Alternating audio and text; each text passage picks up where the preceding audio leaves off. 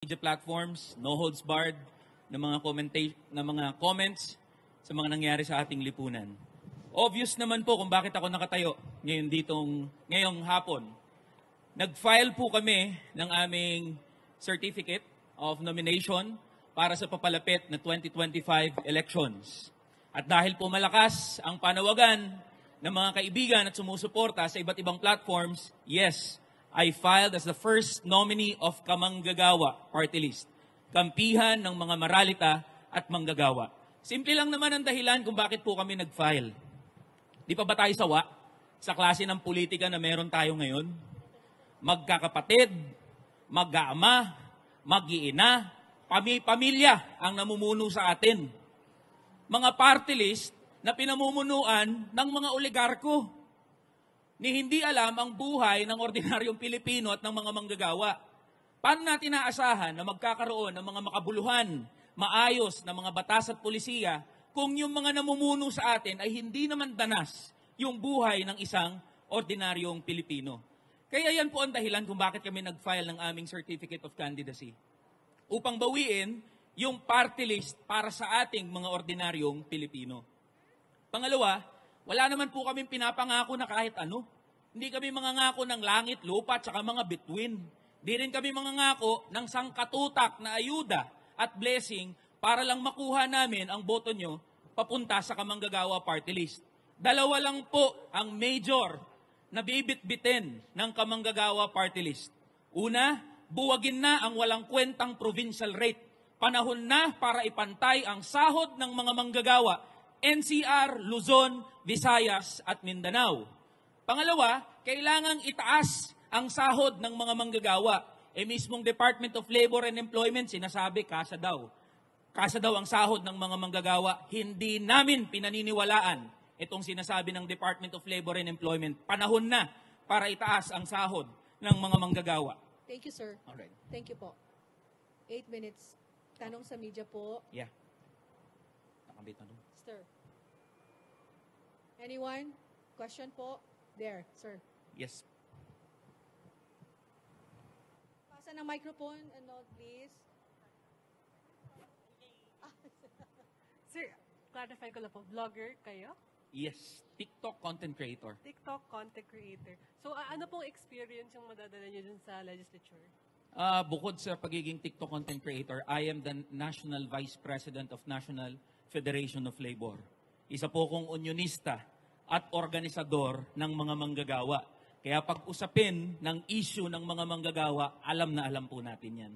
Kaya dinadala natin doon sa TikTok at sa Facebook yung mga usapin ng mga manggagawa kasi wala namang malakas ang loob ng mga politiko na pag-usapan ang pagbubuwag ng provincial rate at pagtataas ng sahod ng mga manggagawa. So whenever we speak in TikTok and other platforms in social media, we are bringing to the public the issues of the workers and of course yung masang Pilipino. May tanong pa po. Okay. Meron pa po? Okay. Hello po. Sir, magandang hapon. Magandang hapon po. Kung sakali na mananalo kayo ng isang seat o dalawang seat sa Kamara, ano ang magiging tayo ninyo? Kayo ba ay magiging bukas? Kasi merong party list coalition sa Kamara, di ba? Ano ang tatayuan nyo? Saan kayo doon? Alam niyo po, lagi na lang tayong naiipit doon sa politics of color and parties. Ang bit-bit po ng kamanggagawa issue. Kung sino po ang mga susuporta para buwagin ang provincial rate, sino ang magtataas ng sahod, edi magsama-sama kami doon sa Kongreso. Pero tiwala po ako sa katagalan ng panahon, wala namang congressman na tumindig doon at nagsabi, buwagin na yung provincial rate. At sure ako, pag sakaling makapasok ang kamanggagawa doon sa Kongreso, 300 po ang congressman. Iisa lang po ako. No? Pero willing po na makipaglaban, makipagbakbakan doon sa loob ng Kongreso, makalaban yung mga gustong kumalaban, pero titindigan po natin itong provincial rate, buwagin na yan. So kung sinong gustong sumama, sinong gustong sumuporta para buwagin itong provincial rate, we are more than willing to work with them. Issue-based po tayo, issue ng mga manggagawa, not politics of color.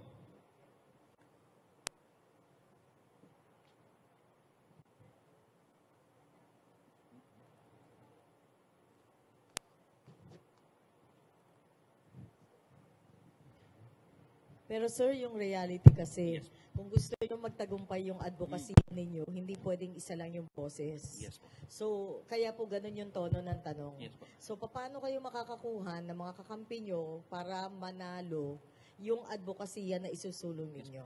We fully understand that, ma'am. Sabi ko nga po, even if we win one seat in Congress, there are more than 300 congressmen inside the House of Representatives. Wala po kaming ilusyon na magiging madali yung laban. So kung hindi pakikinggan at magsasama-sama yung mga kongresista doon sa loob ng House of Representatives, maraming manggagawa sa labas ng Kongreso.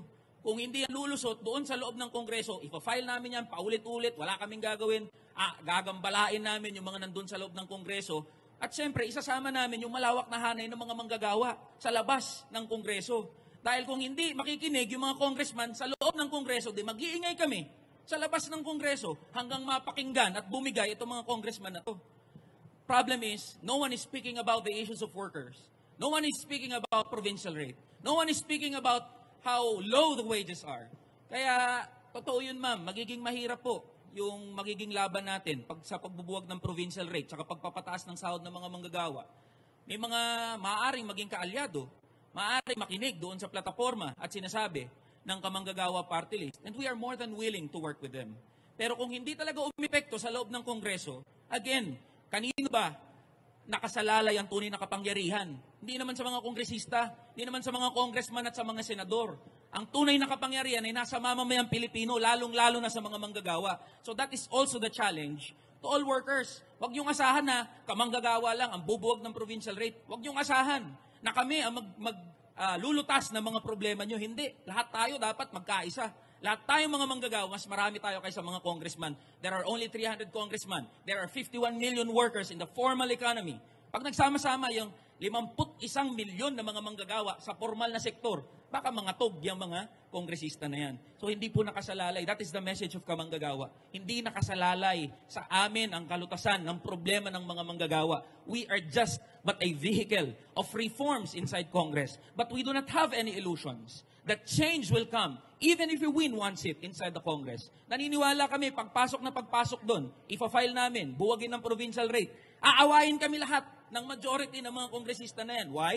Kasi mga negosyante ang mga yan. So yun po ma'am, yung buong konteksto sa kung paano namin nakikita yung pakikipaglaban ng kamanggagawa para buwagin na yung provincial rate at pagpapataas ng sahod ng mga manggagawa. No other agenda. Walang lokohan, seryosohan lang. Yun lang agenda na yun.